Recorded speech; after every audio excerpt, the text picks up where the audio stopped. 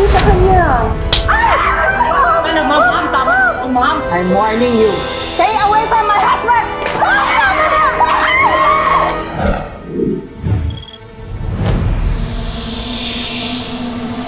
Tagal ng panahon na nagtatrabaho ko dun sa salon, ngayon lang talaga ako naka-witness ng ganon. Nakakagulantang pala. Hoy, ikaw ha, huwag mo akong lulukohin ha. Ay, tigil-tigilan nyo nga yung kakanood ng kabitan. Pati ako nadadamay dyan eh. Kaya ba talaga hiwala yung asawa mo? Di ba napag-usapan na natin to? Gusto ko na magsimula tayo ng sarili natin pamilya. Magsama na tayo. Diba, Jeric, si Papa yun?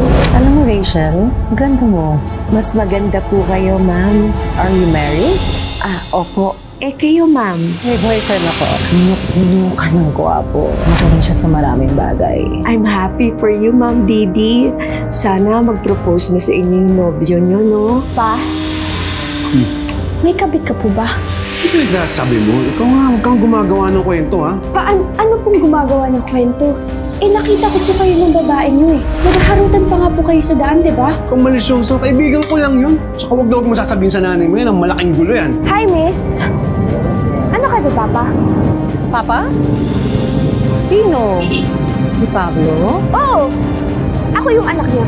At para sabihin ko sa'yo, yung nilalandi mong tao, pamilyado na. You must be Jenny. Tama ba ako? Ako nga pala si Didi, ang future stepmom mo. Huwag na wag ka nang lalapit ulit sa papa ko dahil sasaktan ulit kita dahil hindi ako natatakot sa'yo. Ma, may aminin ako sa'yo. Ano yun? Pakiramdam ko po kasi, kaya nagpunta yung babaeng yun dito kasi sinasadya niya na galitin ka.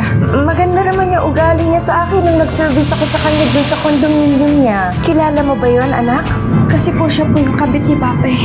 Anak, Jenny? Totoo ba? Kasi po lagi ko po silang nakikita ni Papa na nagkikita sa Loli's Cafe eh. Isang beses nga po kinumpronta ko po yung babae para po sabihin na layuan niya si Papa pero ang kapal talaga ng mukha at pumunta pa dito para pahiyain ka.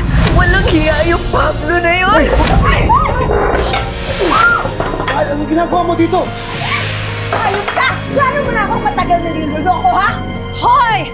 Pablo, sabihin mo nga dito sa losya mong asawa na matagal mo na siya gustong hiwalayan at sabihin mo na ako ang tunay mong mahal! Sa'yo na babagay sa rin ganito! Pablo! Halika! Halika! Pablo! Pablo! Ito yung body sa'yo!